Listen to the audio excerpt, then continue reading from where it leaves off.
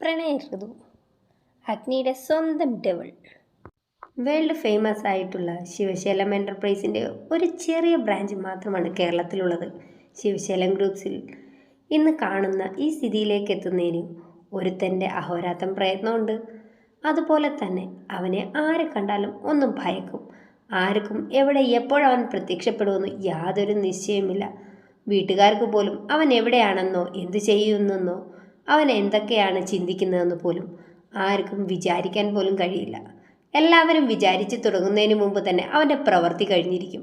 കാകനെ പോലെ ചുറ്റും നിരീക്ഷിച്ച് പരുന്തിനെ പോലെ ഉയർന്നു പറക്കുന്ന ഒരുവൻ, പുലിയെപ്പോലെ പതുങ്ങി ശത്രുവിൻ്റെ മർമ്മം നോക്കി അടിക്കാൻ ഇവനെ കൊണ്ട് സാധിക്കും പോലെ വേറെ ആർക്കും സാധിക്കില്ല.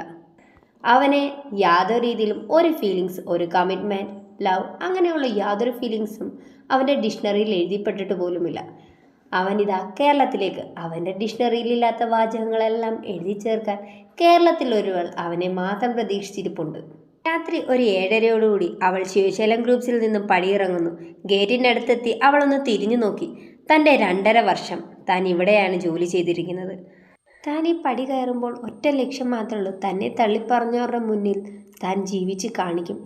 എന്നാൽ അതെല്ലാം നേരെ തകിടം മറിയാൻ നിമിഷങ്ങളുടെ മാത്രം വ്യത്യാസമേ ഉണ്ടായിരുന്നുള്ളൂ. അന്ന് തനിക്ക് താങ്ങും തണലുമായി നിന്നിരുന്നത് ശിവശൈലം ഗ്രൂപ്പ്സിലെ ഈ ഒരു ജോലി മാത്രമായിരുന്നു. ഇന്നെന്നാൽ ഞാൻ ഇത് വിട്ട് പുറം ലോകത്തേക്ക് ഇറങ്ങുന്നു, മറ്റു ഒരുപാട് ലക്ഷ്യങ്ങളുമായി. തനിക്ക് തീർക്കാൻ ഒരുപാട് ജോലികളുണ്ട്. അവർ മനസ്സിൽ ഉറപ്പിച്ചുകൊണ്ട് അവിടെ നിന്നും ഇറങ്ങി. കയ്യിൽ കിട്ടിയതെല്ലാം ഒരു ബാഗിലേക്ക് കുത്തി നിറച്ച് അവൾ വേഷം മാറി നേരെ വന്ന് നിന്നത് തൻ്റെ അച്ഛൻ്റെ അമ്മയുടെയും ചിരിക്കുന്ന ഒരു ചിത്രത്തിൻ്റെ മുന്നിലാണ്. അതിനു മുന്നിൽ ഒരു ചെറിയൊരു ബോക്സ് കൂടിയുണ്ട്. അവൾ മെല്ലെ അല്പം വിഷമത്തോടെ ആ ബോക്സ് തുറന്നു. അതിൽ താൻ ഒരുപാട് ആഗ്രഹിച്ചിരുന്ന വാഹനത്തിൻ്റെ കീ ആയിരുന്നു. തൻ്റെ ഗ്രാജുവേഷൻ കഴിഞ്ഞ് താൻ വരുമ്പോൾ തനിക്ക് സർപ്രൈസായിട്ട് നൽകാൻ അച്ഛനും അമ്മയും കരുതി വെച്ചിരുന്നത് അവസാനത്തെ അടയാളം അവരുടെ സ്നേഹത്തിൻ്റെ. അവൾ ഒന്ന് ദീർഘമായി നിശ്വസിച്ച് ആ വണ്ടിയുടെ താക്കോലും എടുത്തുകൊണ്ട് അവിടെ നിന്ന് താഴേക്കിറങ്ങി. അപ്പാർട്ട്മെൻറ്റിൽ നിന്നും ഇറങ്ങി അവൾ നേരെ ചെന്നത് 2 വീലർ പാർക്കിംഗ് ഏരിയയിലാണ്. അവളുടെ ബട്ടർഫ്ലൈ അവിടെയുണ്ട്.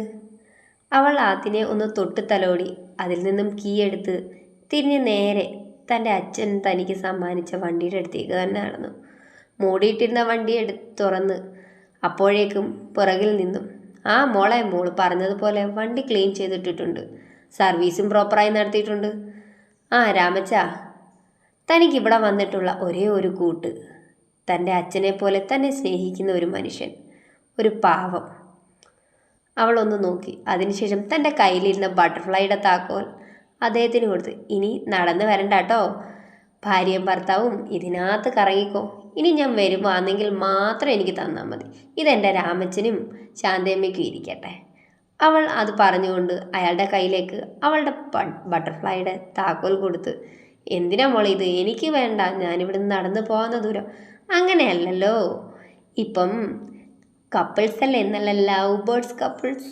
അതുകൊണ്ട് 2 ലവ് ബേർഡ്സും കൂടെ കുറച്ച് നാൾ എൻ്റെ ബട്ടർഫ്ലൈയിൽ തന്നെ പറന്ന് കളി. ഞാൻ വരുമ്പോൾ ഇനി തിരിച്ച് തന്നാൽ മതി.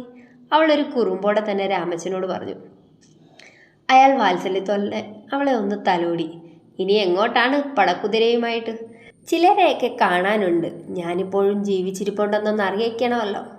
അതും പിന്നെ കുറച്ച് കാര്യങ്ങൾ ചെയ്തു തീർക്കാനുണ്ട്. അപ്പോൾ ദേവുമോളോ? അവൾ ദീർഘമായൊന്ന് നിശ്വസിച്ചു. അതിനുശേഷം, പോണം, ആദ്യം ചേച്ചിയെ പോയി കാണണം, അതിനുശേഷം ബാക്കി.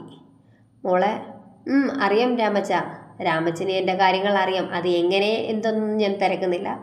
പക്ഷേ എനിക്കിവിടെ ഉണ്ടായിരുന്നു. എൻ്റെ അച്ഛൻ്റെ പ്രസൻസ് ഒരുപാട് മിസ് ചെയ്യുന്ന ടൈമിലെല്ലാം രാമച്ചൻ എന്നോടൊപ്പം ഉണ്ടായിരുന്നു. അതിൽ തന്നെ അറിയാം അച്ഛനുമായി എന്തോ ഒരു ബന്ധം രാമച്ചനുണ്ടെന്ന്. അത് തിരക്കുന്നില്ല. ആവശ്യമായി വരുന്ന ടൈമിൽ ഞാൻ വരും രാമച്ചനെ തിരക്കി. അത്രയും പറഞ്ഞ് അവൾ തൻ്റെ വണ്ടിയുടെ അടുത്തേക്ക് കയറിയതും, മോളെ, രാമൻ വീണ്ടും പുറകിൽ നിന്നും വിളിച്ചതും, അറിയാം, സൂക്ഷിക്കണം, അത് പറയാനല്ലേ. അദ്ദേഹം അതേ എന്ന രീതിയിൽ തലയാട്ടി. ശത്രുക്കൾ പതിയിരിപ്പുണ്ട്, ആരെയും വിശ്വസിക്കരുത്, സ്നേഹത്തോടെ നിന്നുകൊണ്ട് ചതിക്കും. അതല്ലേ രാമച്ച? നിന്നെപ്പോലെ നിന്റെ ശത്രുവിൻ്റെ ബലവും ബലഹീനതയും മനസ്സിലാക്കിയ വേറൊരു ശത്രു അവർക്കിനി ഉണ്ടാകാൻ പോകുന്നില്ല. പക്ഷേ നിന്നെ ജഡ്ജ് ചെയ്തതിൽ മാത്രം അവർക്കൊരു ചെറിയൊരു മിസ്റ്റേക്ക്, അതുകൊണ്ട് മാത്രമാണ് നീ ഇപ്പോഴും ഇവിടെ നിൽക്കുന്നത്. ഇതിപ്പോൾ നീ ഇവിടെ നിന്ന് പോകുന്നുണ്ടെങ്കിൽ തന്നെയും അതിനൊരു ലക്ഷ്യമുണ്ടെന്നും എനിക്കറിയാം. ദേവുമോളുടെ കാര്യം മറക്കരുത്. അവൾ ഒറ്റയ്ക്കാണ്. അവളെ ഈ സ്ഥിതിയിൽ എത്തിച്ചവർക്ക് നേരെ തിരിയാനുള്ള ഒരേ ഒരു ആയുധം നീ മാത്രമാണ്. നിന്നെ ഇല്ലാതാക്കാൻ ആവും വിധമെല്ലാം അവർ ശ്രമിക്കുകയും ചെയ്യും. അവർ ശ്രമിക്കട്ടെ രാമച്ച. അതിനുവേണ്ടിയല്ല ഇത്രയും നാളത്തെ വനവാസം കഴിഞ്ഞ് ഞാൻ വീണ്ടും അവരുടെ മുന്നിലേക്ക് എത്തുന്നത്. അവരൊട്ടും പ്രതീക്ഷിക്കത്തില്ല. വേദയിൽ നിന്നും അഗ്നിയിലേക്കുള്ള ട്രാൻസ്ഫോർമേഷൻ താങ്ങാൻ സാധിക്കുമോ? അവൾ ഒന്ന് ഗൂഢമായി ചിരിച്ചുകൊണ്ട് തൻ്റെ താർ മുന്നോട്ടെടുത്തു. അവളുടെ പോക്ക് നോക്കി നിന്നവൻ്റെ ചുണ്ടിൽ ഒരു പുച്ഛ ചിരിയുണ്ടായിരുന്നു. നീ എത്ര പാഞ്ഞാലും നീ എന്നിലേക്ക് തന്നെ തിരിച്ചെത്തും വേദ. നിനക്ക് വേണ്ടുന്നതെല്ലാം എൻ്റെ കയ്യിൽ നിന്നും മാത്രമേ ലഭിക്കൂ. നിനക്ക് എന്തറിയണമെങ്കിലും അതിലേക്കുള്ള ഏക ഒരു താക്കോൽ ഞാൻ മാത്രമാണ്.